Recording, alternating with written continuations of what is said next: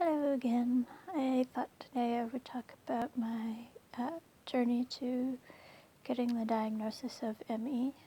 Um, Mine is a little different because not all my symptoms showed up at the same time. So um, I was hesitant for quite a while to accept it because of that, and um, my story didn't quite fit others, and I just wasn't linking my symptoms together in my head for whatever reason. I guess because they didn't show up at the same time. Um, my story actually starts when I was 2 years old. Um, Me and my mother had a specific kind of pneumonia that seems to be linked to ME. There's like a list of different uh, infections and diseases that seem to be common among patients, and my mother and I both had this pneumonia, and I was only 2, but my symptoms didn't show up till much later, and neither did hers. It took about 25 years before things started to go wrong for both of us. But her doctor said that that's what did it, and so I guess that's what did it. Um, so then, like, my immune system always sucked after that, and like I'd get whatever cold or flu or, God, the number of times I had strep throat and tonsillitis and everything growing up. I never had, I don't think I ever got a perfect attendance award. Um, but my actual symptoms didn't start showing up until I think it was either January or February of 2010 was when I first got my migraines. Um, I was getting ready for work, and suddenly I just fell down. And I kept dropping things and falling down again. And I've been told that I should have been scared, and I probably should have been kind of worried, but mostly I was just mad and frustrated because I was trying to get to work. But, a few minutes later, I managed to crawl into bed and could barely move. Luckily, I had been able to get my phone, and I called my boss, and then I called my mother, and she arranged for somebody to take me to the hospital. And they ran tests, and they kept me overnight, and at first I thought maybe it was a stroke or MS, but as is common with ME diagnosis, tests came back completely clean. And so they just said, oh, it's migraines. And over the next couple of years, they tried me on a bunch of different medications until they found one that works. So actually, I'm probably kind of lucky that that hit first because I'm already on a medication that keeps away the migraines most of the time. Otherwise, I would be completely bedridden. Well, anyway, so then in 2013, I moved from the U.S., where I grew up. I'm an American citizen, if my accent hasn't given it away. And I moved to Sweden to marry my husband, who is a Swedish man. And pretty quickly, I just, as soon as the first flu season hit, I got it over and over and over again. And, like, I was trying to attend Swedish. They have Swedish lessons for immigrants for free over here, which is pretty cool. So I was attending Swedish classes and such, but I would only be able to make it like a week or two before I would get sick and be out for a week or two again. And it was pretty miserable. I got so tired of it that I went to the doctor and said, is there something wrong with my immune system? Can you test me? Because this is ridiculous. They tested me, and as is common for patients with ME, nothing showed up. Oh, you're normal. You'll be fine. It's just the flu. And I was like, yeah, but I keep getting it over and over. And I thought, well, maybe it's just the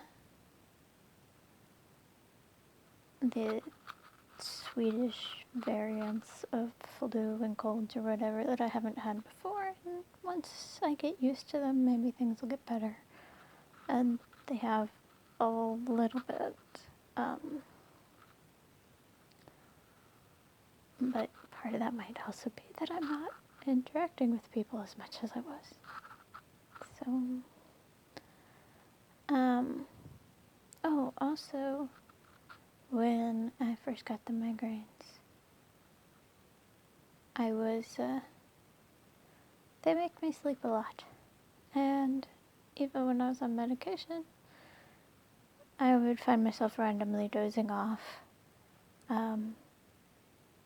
It's kind of become a joke with, I have a friend that I talk to on Skype, and I've fallen asleep in the middle of conversations with him, so it's become kind of a joke with us. And for a while I thought maybe I had the early signs of narcolepsy. But no, I guess it was just early signs of ME, so well, at least that's one less thing to worry about, I suppose. But anyway, then May of 2015, I got severe pains in my gut, just really sudden.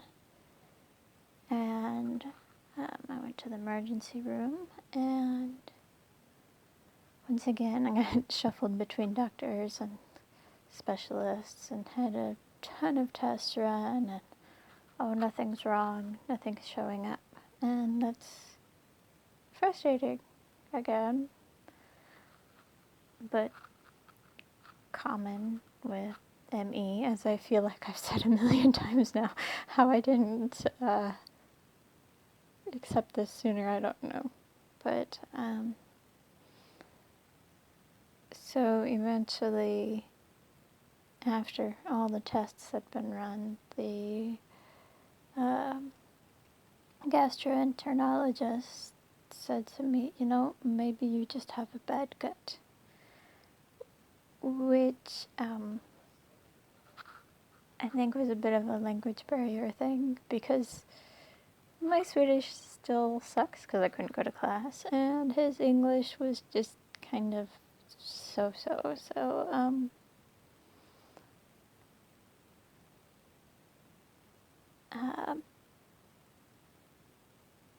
through talking more, I figured out that he was meaning that I have IBS. And, okay, well, that's something, I suppose.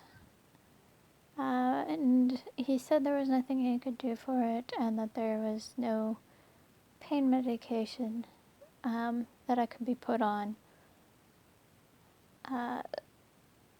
that wouldn't make it worse, and that what I was already on for migraines would probably be close to what he would have prescribed anyway. So, yeah, no changes there. And eventually I got to where, the pain isn't quite so bad because of, I've changed my diet, but I was always, I was really tired, and my migraines came back, and my mother-in-law is a surgeon,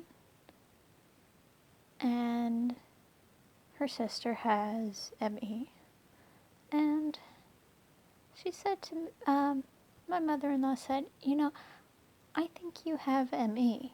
I was like, no, that doesn't sound right. I looked it up online, and it just didn't seem to fit what I was feeling. Because I wasn't thinking about the migraine part of it. I was just like, oh, I'm just having stomach pain, and I'm tired because I'm in pain. And like I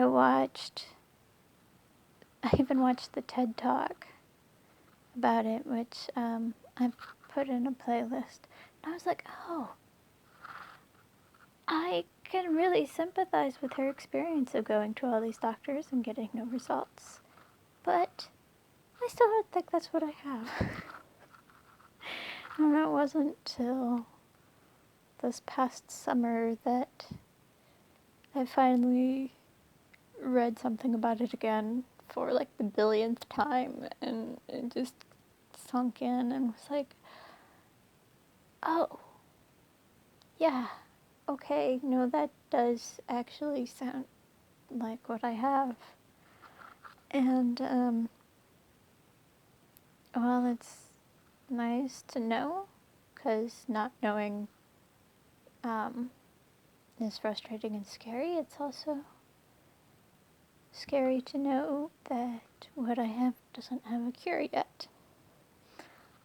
Also, like I said, my mom also has it, and found out at roughly the same time I did. So that just further confirmed things for me. And that's how I got to where I am. I'll be getting an official diagnosis soon as part of getting on disability. Well, as far as today went, today was pretty okay. No falling down. I got up at a decent time. Well, I got up at 11 and actually had breakfast at 11. So that's decent, I suppose. And Thursdays is pancake night, so that's always good. I noticed I have 2 subscribers now, so thanks a lot, you guys. I didn't think anybody would watch these, to be honest. If anybody else would like to follow along, you can hit subscribe, and I'll be talking about more things. And if you have suggestions for topics or any questions, feel free to leave a comment. Thanks!